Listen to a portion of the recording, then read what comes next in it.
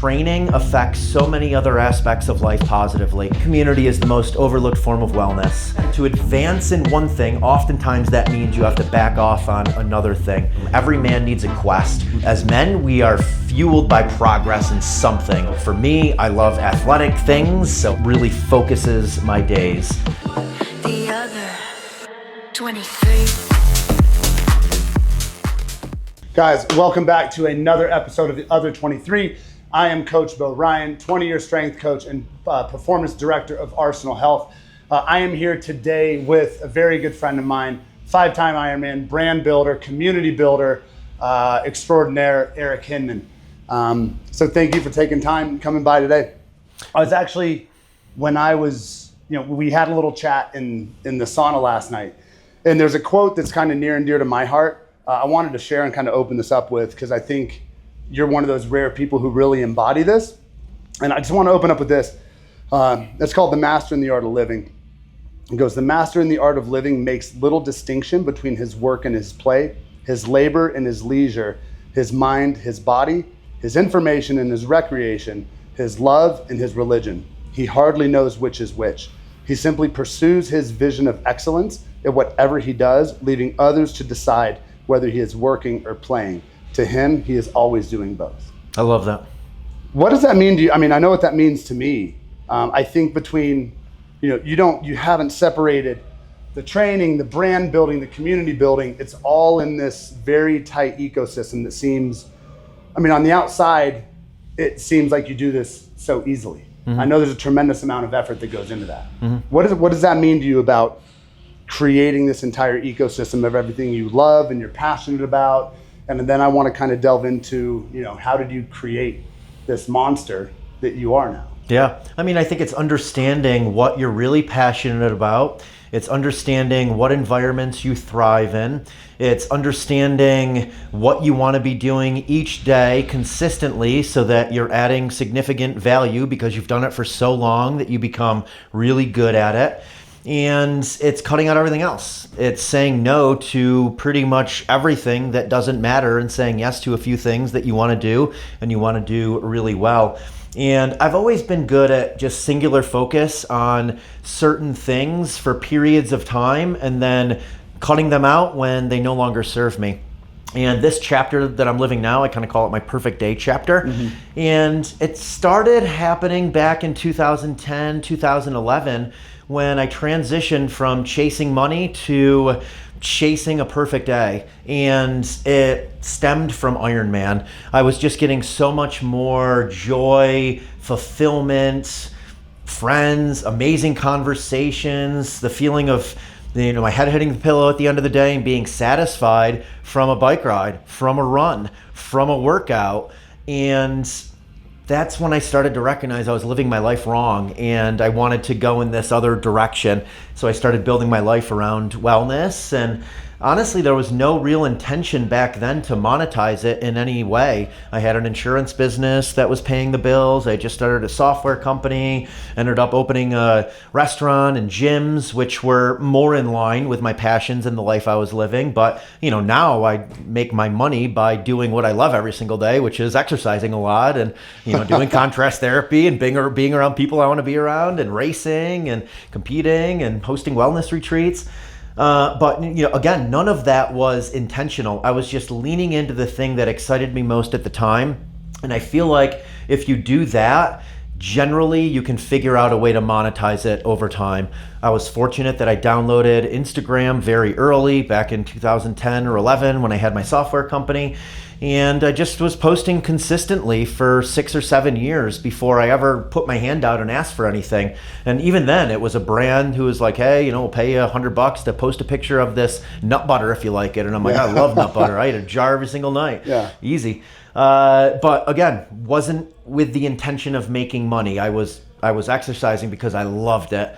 I was competing in Ironmans because I loved it. I wanted to see how far I could push myself. And, then when I recognize there's an opportunity to monetize it, I lean into that and I figure out, just like with Ironman, how did I get really good at Ironman? By doing the same things repetitively. How do you get really good at creating content on social media? You do it repetitively. How do you get really good at doing brand deals? You work with a lot of different brands and understand their wants and needs and how to provide ROI. So just I've leaned into that and created a business that, like you said, combines leisure with work, with friends, with loved ones, and it's all just one big ecosystem. One of my favorite quotes from you is, "A man of leisure is a man with tan feet." Tan feet. That is the ultimate sign of a man of leisure. That's a rubric by which you judge him, is how tan his feet are. But from the outside, a lot of people don't see it's leisure because they just see the training and it's very exciting.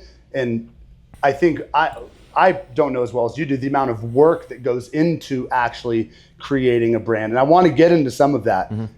So is it relaxing? Like, do you find, obviously you enjoy it, but it doesn't look like outside looking in that there's a lot of leisure or downtime. No, there isn't. I don't like leisure or downtime. I'm not the guy you're going to see laying on the beach tanning. I get my tan when I'm biking in the mountains. Right. Honestly, the things that fuel me to work are the exercise. I go for a run, I go for a bike ride, and that fuels 3 to 4 hours of mental clarity and creativity where, I had ideas while I was out in the mountains biking, and then I can create the content around it. I have a good idea for a brand that I think will hit.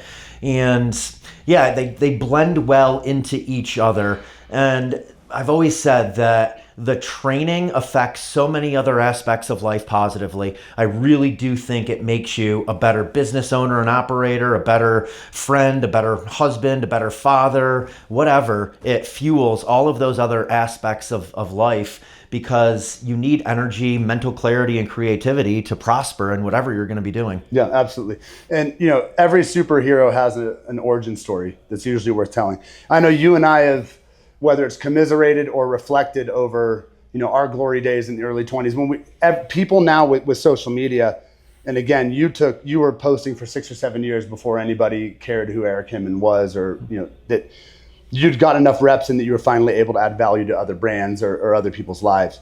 But with this origin story, obviously, it's not like you picked up a book one day or saw something like, oh, I'm going to live my life this way. It was through experience. 100%. It was through behaviors and beliefs that you held early on that you had to commit to a decision that this doesn't serve me anymore. I'm going to go the other way. Yep. And I know what also I really admire about you is you've been wide open about that origin story, right? And we can talk about how many beer mids I stacked up at the Vegas pools of Bud Lights or Corona. And, I think Beau at 24 and Eric at 24 would have had a large time, dude. We would have partied. Oh, yeah. Go into a little bit of the origin story and, kind of your background and how you came to these conclusions on your own. Because again, it's not something you just read about. It's something that you have to experience, internalize, and then make a conscious choice to go a different direction or pivot. So what was that journey like for you? Well, I think a lot of my success has been attracting the right people into my life.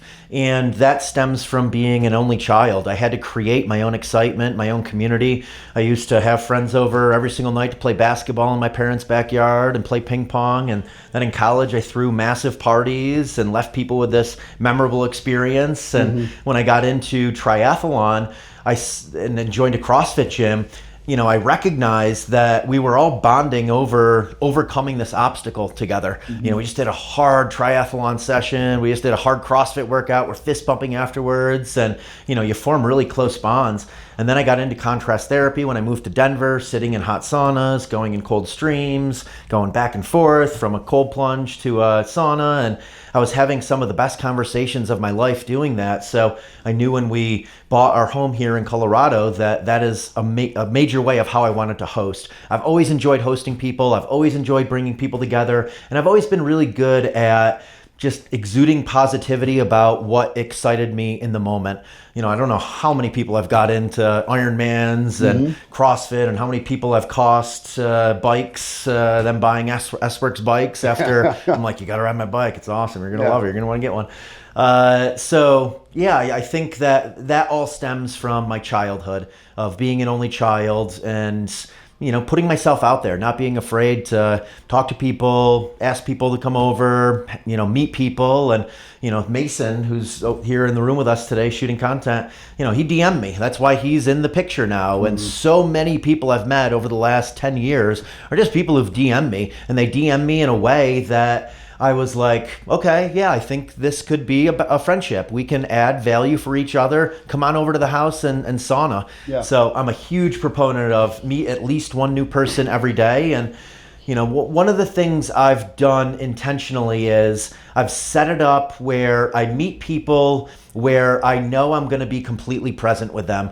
I get messaged a lot, hey, can I come and work out with you? Can I go for a bike ride with you? I like doing those things on my own. That's my work. That's where I have my structured training and I want to get my big win for the day. But the sauna is where I love meeting people. My phone isn't in there. I'm going to be completely present with you. So, your network is your net worth. I've met so many people just by saying yes and by early on reaching out to mentors who, helped me get to where I was in business. Yeah. I think it'd be remiss if we didn't talk at least briefly about social media. One of the lenses through which I view it is, obviously one of those is you have creators and consumers, right? You have people who are using this tool to create, and then you have the comment section, right? And the framework I use is like social media, Instagram. I think it's an incredibly powerful tool. We equate it to like fire.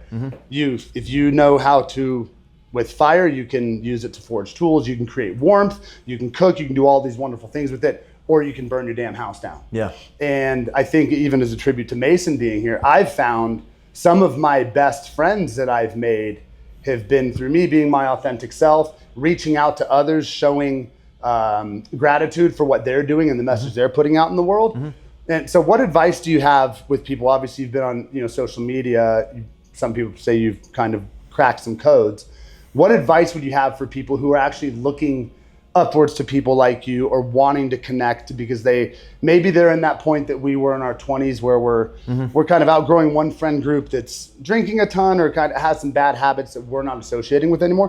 What advice would you have for people on using social media as a tool? Yeah, well, first, don't be afraid to reach out. Again, so many people in their late teens, 20s, 30s have reached out to me, and I invite them over to sauna and hang out, and they meet a bunch of other people when they're doing that, and all of a sudden 3 years later they're like, I started a business, I did my first Ironman. Like, they went down this whole entirely different path, and that's really cool to see. So don't be afraid to reach out to mentors. That is the only way to fast track success, is to reach out to people who've gotten where you want to go. Yeah.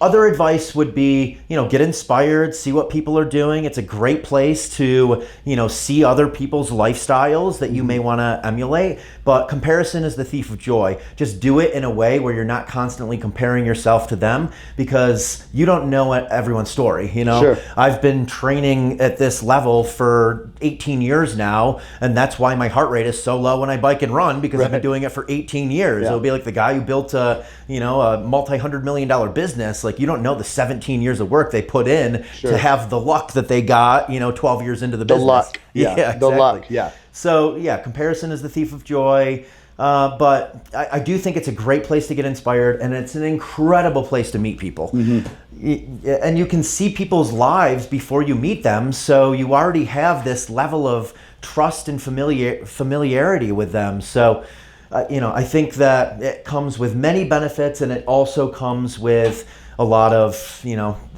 downfalls. Yeah. I think early on, maybe 15 or 16. I think the first time you came to my old gym, V23, was maybe 2018 when a mutual friend of ours, Mike, was hosting a thing. But I remember I just found you on social media previously, and the thing that had popped up was your, at the time you were having coffee with like one new person a day. Yeah. And I thought that was so cool. I was actually at a time, I just opened a business. The isolation that comes with being an entrepreneur sometimes, and you kind of get in these dips. But I just remember how admirable I thought that was, to go like put yourself out there, and the courage it takes to put yourself out there, make the move, initiate. And is when you do that, the number of people that are willing to openly talk about their experience, the people at the higher levels, you see, it's not competition. Everyone's working together. And I think that's just another note. It's like most of these people they want to connect with 100%. others, right? And they want to help, helping others is a dopamine hit. You know, if I know that I helped you get over this hurdle, I helped you, I inspired you to go to your first CrossFit workout, and then you joined a CrossFit gym, and a year later you lost 15 pounds and you put 15 pounds on all of your lifts. Like that's a dopamine hit for me. I'm stoked about that. Yeah, same. I'm always awed of people who don't get stoked for others' success. It's so weird to me. When I look at my social media feed, I see guys like you, like all of our mutual friends, everybody's out here doing rad stuff, and it fires me up. Like social media isn't this thing that I just get drawn into with this, the comparison mindset. It's a hit for me to be able to sit there and watch all of my friends and people I love doing incredible things with their lives and inspiring me in turn. Well, our friend group raises our ceilings. Yeah. All of our friends, they're, doing their own thing, but it raises everyone's ceiling. Yeah. So how important is community with all this? And when did you realize that this was something that you had to either you realized you had a knack for building community, and B, when did you start? What were the origins of you putting this together for yourself? Because at what point did you realize this was something you needed? Yeah. I think community is the most overlooked form of wellness. When I was building my first business, I was not doing business with people that were in my friend group. I was 20 years old, and the people I was doing business with were in their 60s. And, I had a party friend group that I felt like I was outgrowing when I was starting to train for triathlon, and I had my personal trainer, and I just felt a little lost. And I started traveling quite a bit in my mid-30s, going to New York, going to California, going to Austin. And when I went to those cities, I met so many people that they had lifestyle businesses. They were blending work and play. They were risk takers. They were entrepreneurs. They were really into wellness. It was built into their daily lifestyle. And when I first came to Colorado, my buddy who owns Boulder Athletics, he took me mountain biking. And I'm like, you can do this every day, and this is in your backyard. And then the next day, another friend took me up Mount Sanitas. And I'm like, you do this this is crazy. This is so fun. So, that was just a light switch went off in my brain that I'm like, I'm in the wrong environment. Yeah. I've outgrown Syracuse, New York, where I'm from, and I need to move somewhere else because my lifestyle has changed so much, and now I have a lot of friction being in Syracuse, but I go to these other places, and this is the environment I thrive in, and these are the people that I thrive being around, and the conversations I want to be having. And again, like, your friend group is either going to lower your floor or raise your ceiling, and I just felt in these other cities, it was massively raising my ceiling. So I moved to Colorado in 2017, and it's the best decision I've made. And so much of that was the community aspect. I didn't know many people out here, but I started going to a place called Denver Sports Recovery. Every single night I would meet people in the sauna there.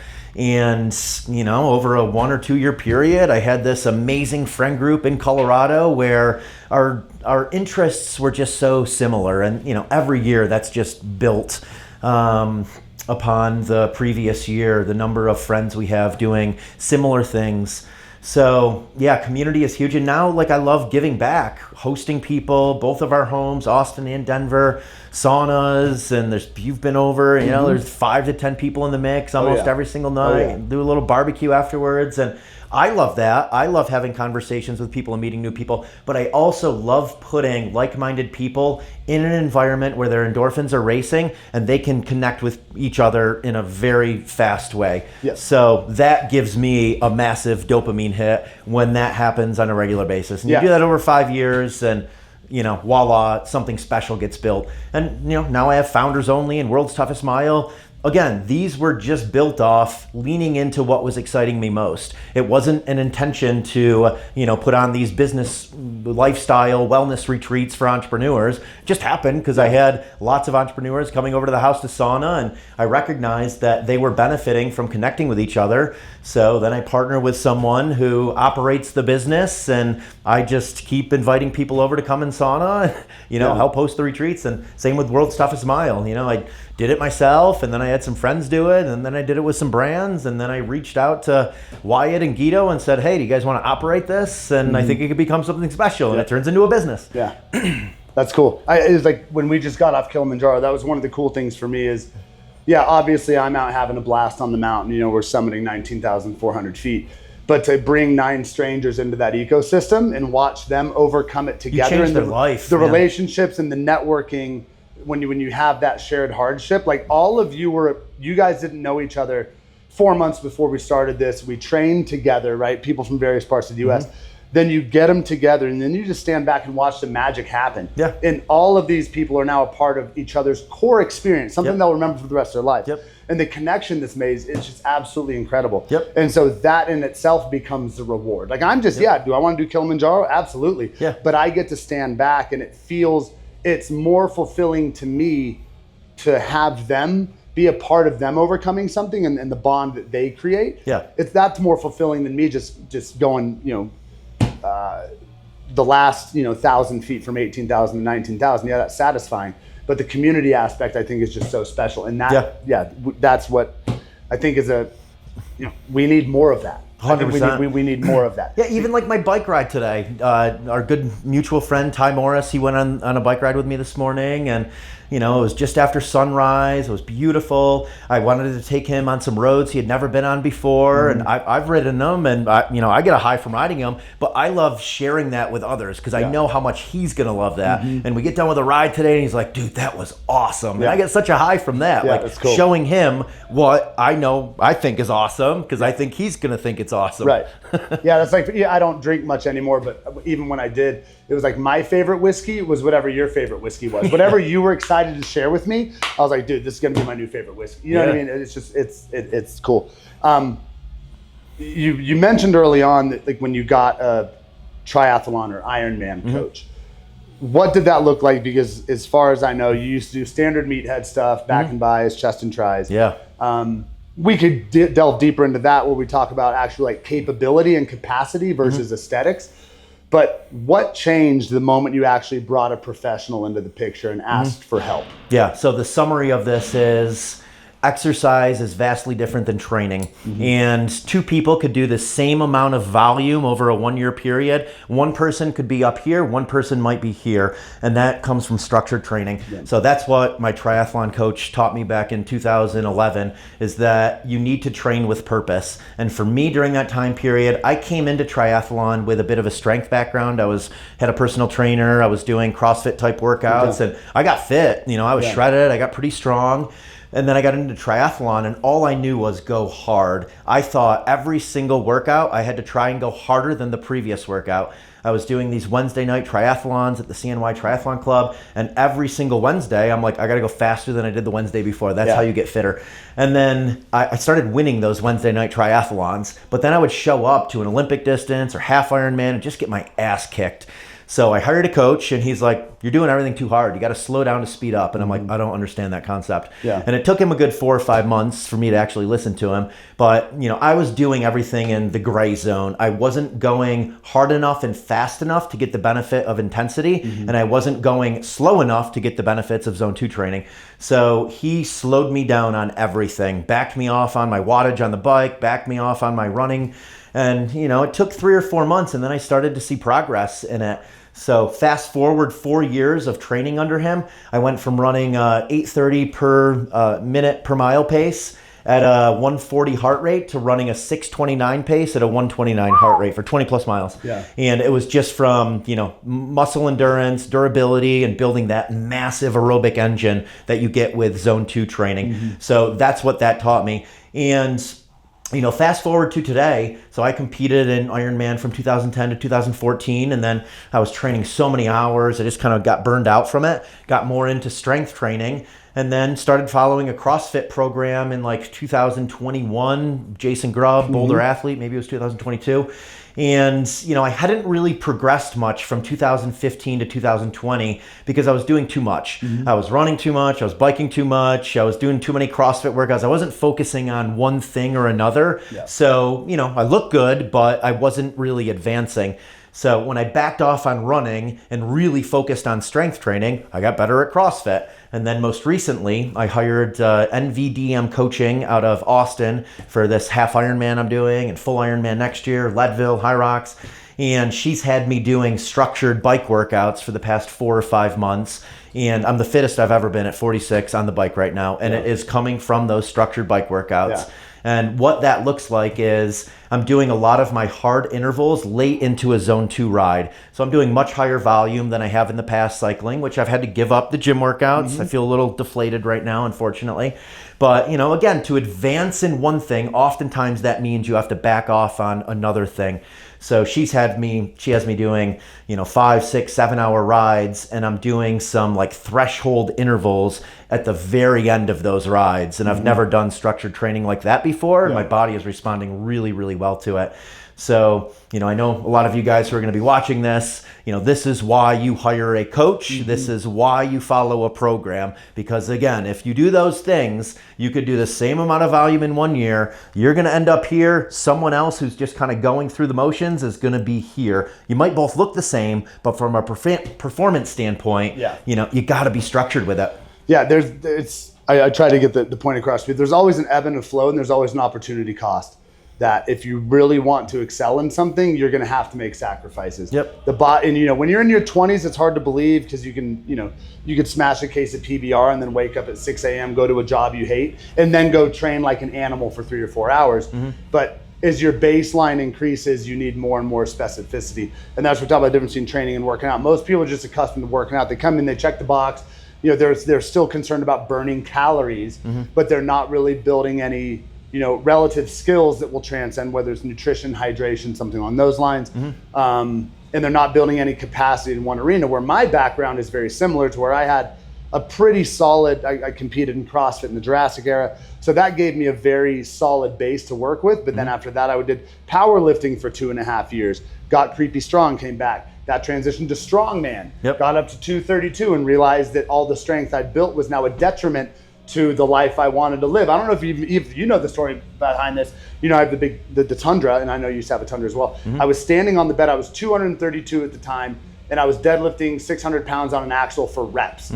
And I was out in Utah, and I jumped up on my tailgate, or I climbed my fat ass up on my tailgate, and I put my tent up, and then I went to jump down, and I hesitated to jump off my tailgate, and I just grabbed the bed, and then Too heavy. I crawled out of it. And that was the point where it's like, okay, all of this work that I'm doing in the gym is now a detriment to how I want to live my life. And then I've trained people for incredible experiences for a long, long time. So I just use that same rubric on myself. Okay, if I want to get out of this rut that I'm in now, what do I need to do? That was the first time I ran the Grand Canyon. Okay, I'm gonna do the 50K, and then I'm gonna run the Grand Canyon.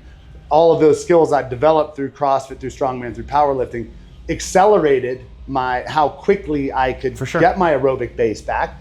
And then 6 months later, I was down to 215 and ripping a 50K. Yeah. So I think one of the big lessons in that is you're not going to lose it. Once you've built to a certain capacity in something, it's pretty easy to get it back. And I used to always be so scared of that. Like if I took 2 or 3 days off running, I was going to lose all my run fitness. So I got to run 5, 6 days a week. And if I no longer am competing in triathlon, I'm going to lose that endurance base. You get it back once you've built to it. And I know that right now, I'm weak right now compared to where I was 5 months ago. But I know that when I get back in the gym for 4 months, I'm going to get back to similar strength numbers that I was at because I already built to it. And that's what you have, but you have a myopic focus. You're going to go out to Leadville in next week. Next week. And you are going to murk that course, dude. I've seen you move. I've seen what you've been posting, the elevation you've been doing.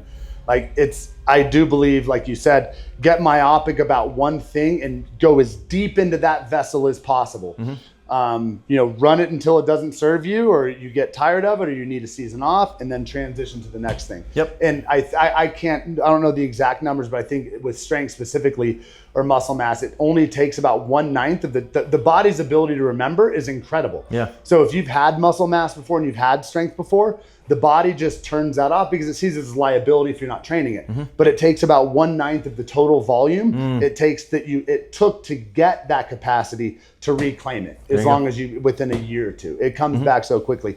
And same thing with the aerobic base that you built. And one of the things I want to discuss is I've seen the people who they come in, they want to hang with Eric Hinman, you put them through an Eric Hinman ringer, and then they're on the floor, right? So there's a lot of people that see the capacity you built, but they don't see the foundation that you built through triathlon. For sure. For at least a decade, right? So what advice would you have for people that are wanting to operate at this high capacity? At what point does the general training and general capacity, how important is that foundation? I think it's super important. I mean, I think CrossFit specifically is an incredible way to veer off in any direction. Just won the High Rocks championships in the old man division. The champ. Yeah. He's here, And that came through very little specificity. Yeah. That came through 15 years of doing different things that allowed me to have all of the skills necessary to go fairly fast in a High Rocks race. I hadn't pushed a sled in 3 or 4 months leading up to High Rocks.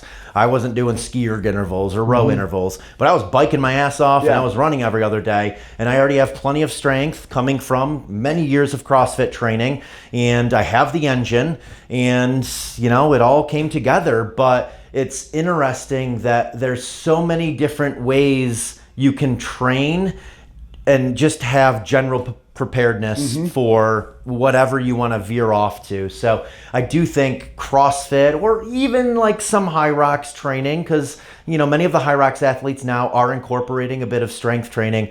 I think training for those two sports, it really does allow you to veer off in different directions. If you want to do a cycling block, a running block, a strength block, it's preparing you to be able to do those things. So yeah, it was huge. I mean, my background, it has contributed to so much of my ability to spend 4 months ramping up for something and do pretty well at this half Ironman I'm doing in October. I think I'm going to do pretty damn well at it because I have the background of all of it, and I'll laser focus for 4 months on getting really fast for that event. Yeah. So with that being said, how do you balance, or what's your perspective on, intensity versus sustainability?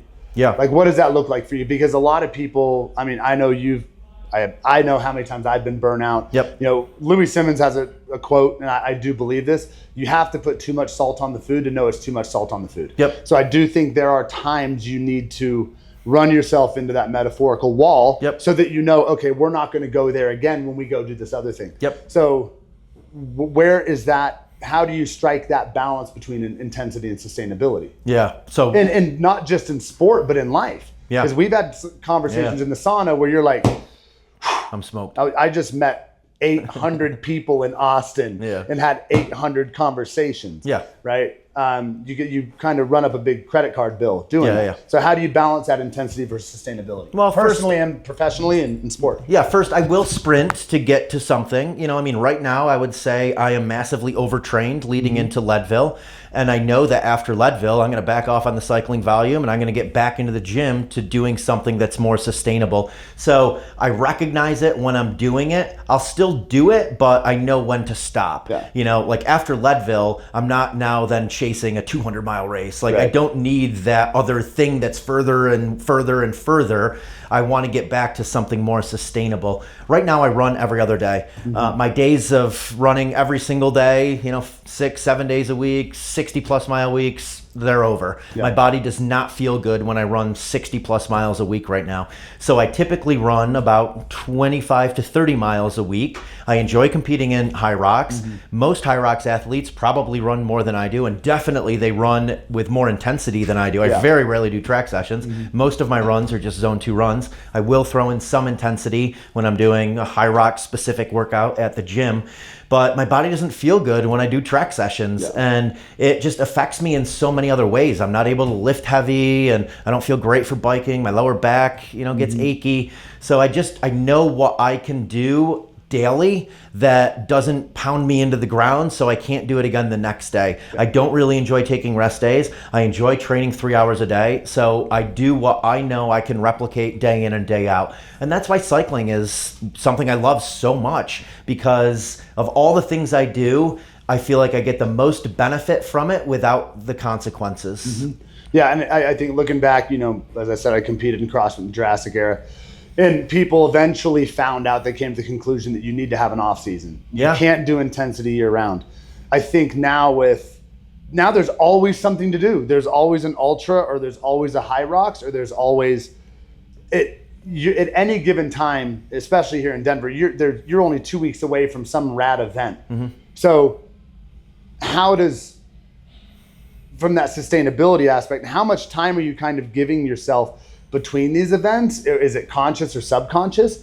Or are you just kind of layering these things out with certain gaps, like because it is important to keep things on the calendar. Yeah. But it's like, how important is kind of giving your body that time to switch gears? Yeah. Do you have a window, or is it just, are you going off feeling? Yeah, well, it kind of naturally happens based on the activities I enjoy doing for that season. So this season, August in Colorado, I am so stoked to ride my bike for 5 hours. Yeah. But when I get to Austin in January, I don't really want to ride my bike for 5 hours. I'll ride my bike for 2 hours, but I also want to go to the gyms in Austin because I love the gym scene in Austin. Yeah. So I kind of have gotten into this cadence of the winters are more focused on strength and intensity and gym, and then the summers are more focused on long endurance, running and biking in the mountains, and that works really well for me, and it keeps my stoke high, and it allows me to, I think we're all fueled by progress. I love progress. So by backing off on something, like when I go back to the gym now, I'm going to be weak,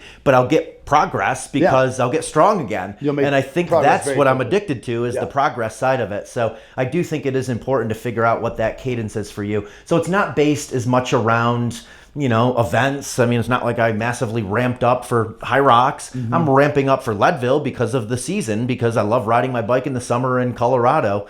And, High Rocks, I'll probably get some fast times in the spring just because I'm in the gym a lot more in the spring doing the High Rock specific movements. Yeah, mine's very similar to where if I had an off season, it's usually October through March. You know what I mean? And I set myself up for, like, obviously we had rim to rim to rim in May. So it's like I kind of use that off season, down regulate, put some mass back on, let my body chill. And keep in mind, you're still getting the adaptations from your previous cycles well after that cycle's over. Yeah. Right? So you haven't let the adaptation set in. So I think my season's usually like October to maybe March. And then with a couple side quests in here, we'll go do White Rim or something like that.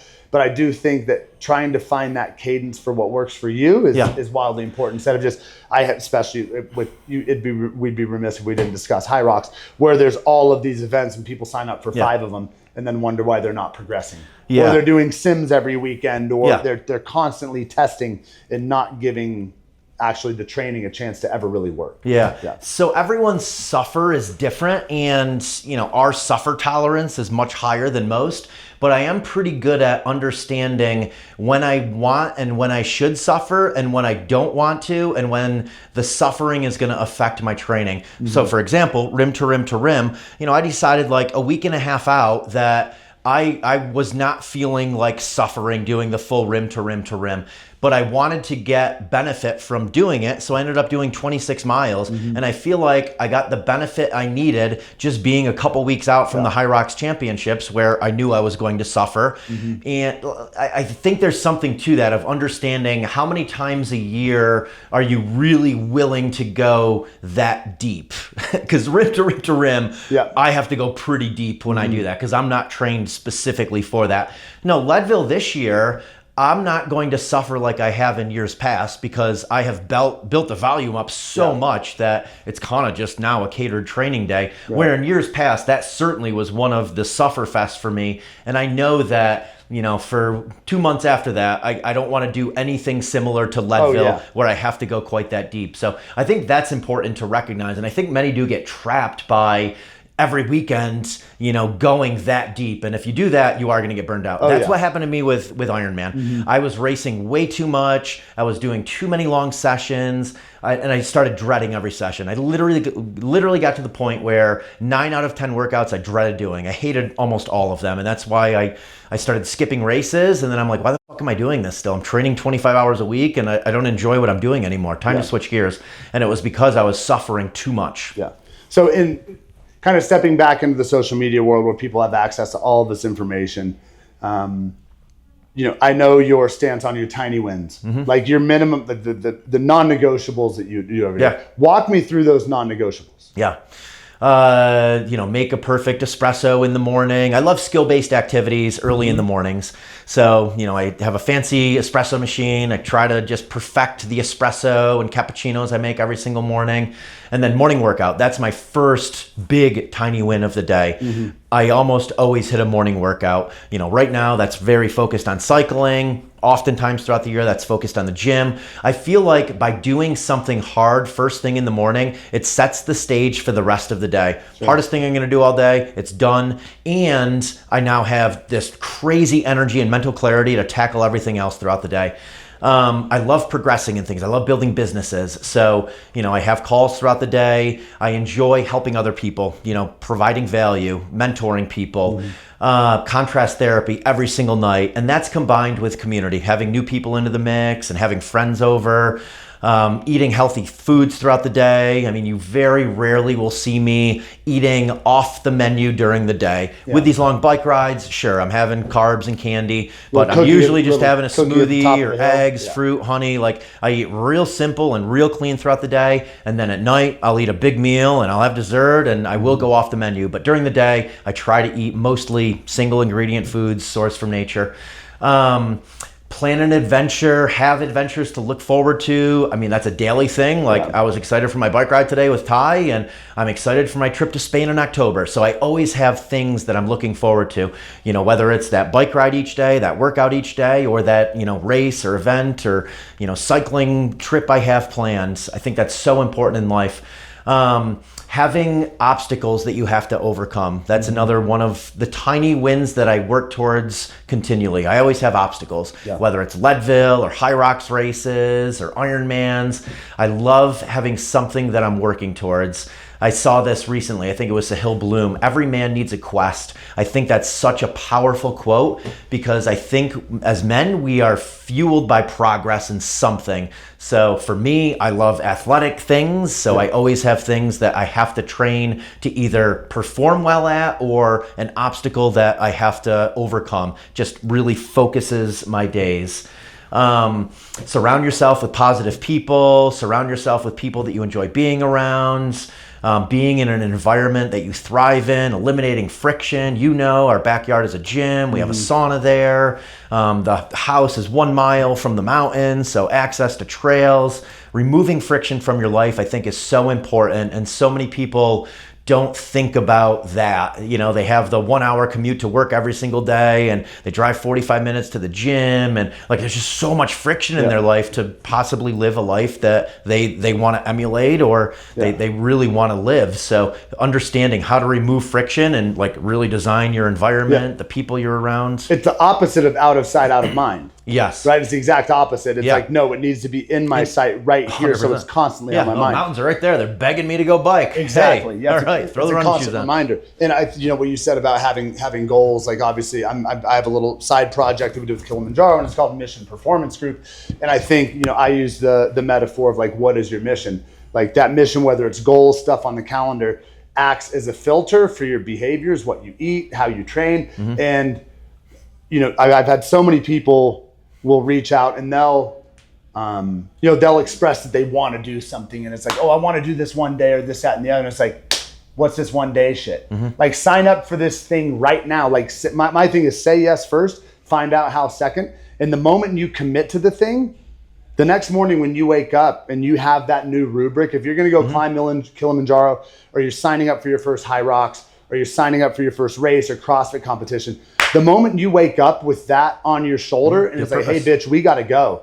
And that is now your rubric for how you eat, how you train, how you spend your Snowball time. Effect. And so but you have to commit to the thing. You can't just dance around it and another podcast won't help. Another book won't help. You actually have to go pen to paper. And the moment that happens, you get an element of resourcefulness of finding out how real quick that you didn't have before you committed to it. Yeah, and committing to the thing is a skill. It's a skill. Once you commit to the thing, then it's easier to commit to the next thing. Yes, absolutely. Yeah, action begins to beget action. So going with those tiny wins, what is, for somebody listening to this, I'll give you 3, but what are kind of the top habits that if somebody, you would recommend somebody integrate into their day starting tomorrow morning? Yeah, well, I mean, I'll just say what worked for me. It was exercise. I hired a personal trainer. I was out of shape in my late 20s. I was just going through the motions, chasing money and the public perception of success. And for me, it was aesthetics. I was over 200 pounds. I had 20% body fat, and I felt like I looked like shit. Yeah. So I hired a personal trainer, and over a 6-month period, he had me doing CrossFit type workouts before I knew what CrossFit was. And I got aesthetically fit from doing that. So exercise is at the top of the food pyramid for me. That is a non-negotiable. I would say second to that is finding the environment that you thrive in. I think too many people are okay with just staying put in a place where they might not thrive. If you want to build a content-based business, go to Austin, Texas. If you want to build a tech business, go to California. If you want to be in finance, go to New York. Like, remove friction. Go to the place where you're going to have the best chance of succeeding. By moving to Denver, it just begged me to run and bike, and it made training effortless. When I was in Syracuse, I was riding 5 hours in my home gym on a trainer, and I was running in the wintertime on ice. It was miserable, but I was doing it. I was committed to, getting to Kona, but it makes it so much easier out here, and I enjoy it every single day. So I do think environment is the next thing that you really need to consider. And then definitely, food and sleep, kind of put those two things together. You can't overlook how powerful, and I would even say, like, you have to eat super clean just to find things that work for you, that energize you, and find a routine. For me, it's eating similar foods, around the same times each day. I think that's kind of the key to eating healthy, because then you're not suffering from decision-making fatigue.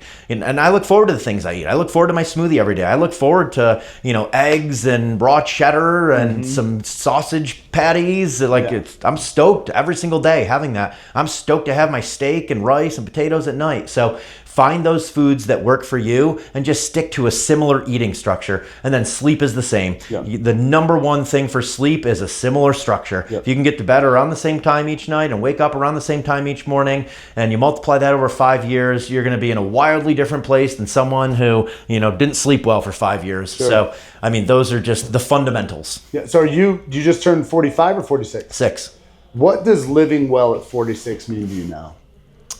Continuing to chase perfect days, just like understanding what things I do each day where it brings joy. I'm completely in the moment. I'm completely present doing it. What people I want to be around, I'm completely present with them, having an amazing conversation, the environments that I thrive in.